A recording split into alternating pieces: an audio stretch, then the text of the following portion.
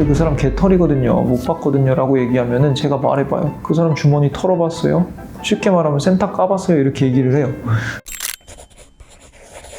아, 변호사님? 네? 지난 영상이 핫했겠죠? 그랬으면 좋겠네요. 지난 영상이 올라가고 이제 이거는 저희 같은 날 찍지만 두 번째 영상이니까요. 네. 오늘은 다시 돌아와서 본론으로 법률적인 얘기를 한번 또 물어보려고 왔습니다. 다시는 이런 일이 안 생겼으면 좋겠는 사건이기는 해가지고 그 내용이고요. 바로 전세 사기. 전세 사기 당하신 적은 없으시죠? 당한 적은 없죠. 그래서 그 전세 사기 2심 판결이 나왔더라고요. 맞아요. 네, 최근에. 네. 그래서 그 내용, 앞에서 있던 내용이랑 지금까지 내용 조금만 정리해서 얘기해 주실 수 있으세요? 그러니까 전세 사기라는 거는 예전에는 잘 생기지 않는 범죄였어요. 왜냐면 부동산 값이 사면은 웬만하면 다 올랐잖아요. 그러니까 우리가 전세를 몇 억이어도 그냥 넣는 이유가 리스크가 없다고 생각했어. 어차피 전세를 넣고 나중에 뺄 때 이 사람이 돈이 없더라도 이 집을 팔면 되니까 라고 했는데, 최근에는 부동산 값이 떨어지기도 하고 오르지 않기도 하니까 전세금은 나는 당연히 받을 수 있을 줄 알았는데 받을 때쯤 되니까 집주인이 돈이 없는 거야. 그리고 그 아파트를 팔아도 앞에 저당권 잡은 그거 내고 나면 나한테 떨어지는 돈이 그만큼 안 되는 거죠. 근데 전세 보증금은 웬만한 사람들의 가장 큰 재산의 일부예요. 그렇기 때문에 그거에 대한 피해 규모가 이제 적게는 몇 천만 원, 많으면 몇 억 이렇게 되니까 거기에 대한 논란이 불거졌죠. 근데 이제 최근에 문제가 된 거는 제가 아는 저랑 친한 변호사들이나 이런 사람들 중에서도 전세 사기범으로 몰릴 뻔한 사람들이 많아요. 아, 진짜요? 왜요? 그냥 영끌에서 아파트를 샀어.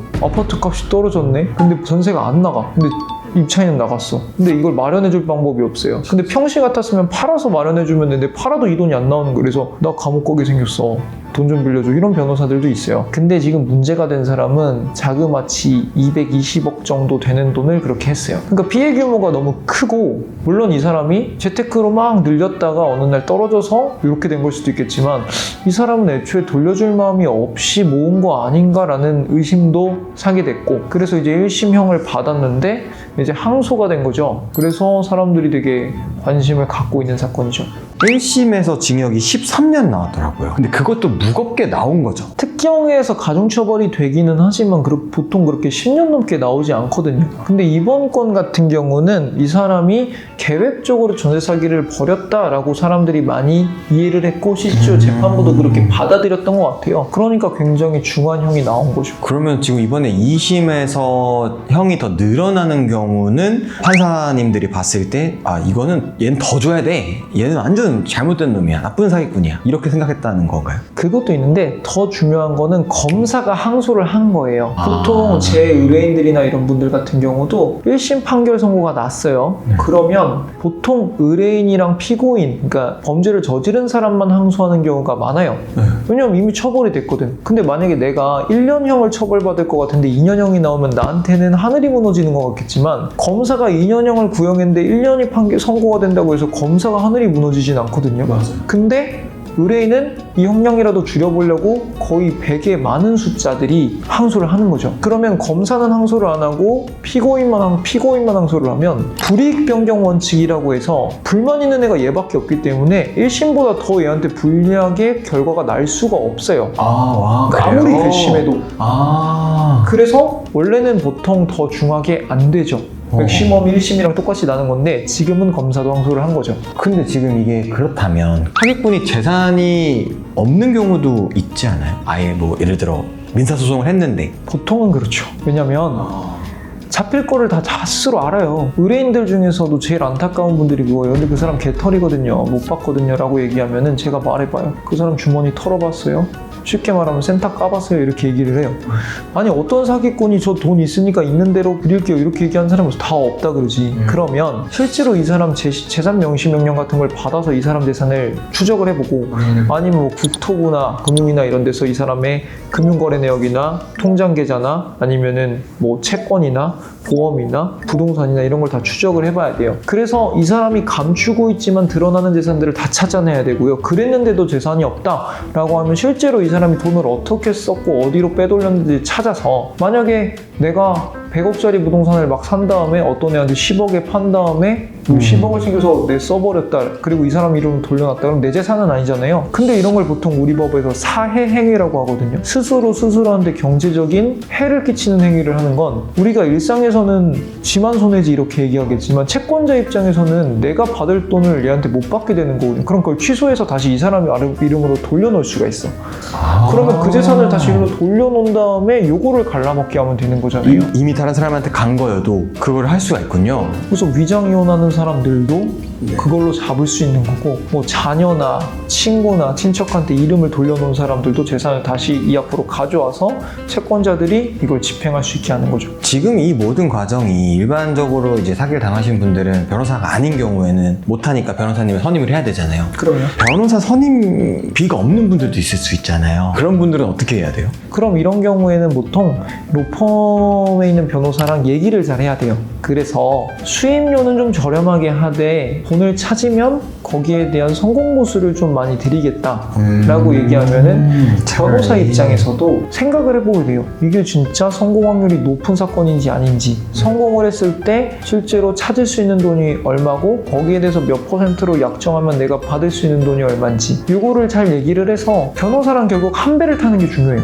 그러니까 변호사도 이 사람을 찾아줘야겠다라는 요인이 클수록 더 열심히 할 거 아니에요. 그렇게 해서 하시는 방법이 있습니다. 궁금한 게, 그럼 이런 피해자분들이 생겼잖아요? 네. 국가 차원에서 그 피해자분들을 지원하는 이런 시스템은 없어요? 원래는 없었죠. 원래는 사기를 당했으면 사기로 고소를 하고 민사적인 제도가 있으니까 알아서 하세요였는데, 전세 사기가 최근 몇 년간 되게 급증했잖아요. 맞아요. 그렇기 때문에 전세사기 특별법이라는 게 생겨서 지금은 피해자로 구제 신청을 하면요, 일단은 그 집이 망가졌으니까 이 집에 더 이상 살 수가 없잖아요. 그러면 그 사람이 좀 저렴한 값에 임대주택을 구하게도 해주고, 그리고 큰 돈이 묶였기 때문에 저렴한 금리로 이 사람한테 돈을 빌려주기도 하고. 해주고. 그렇죠.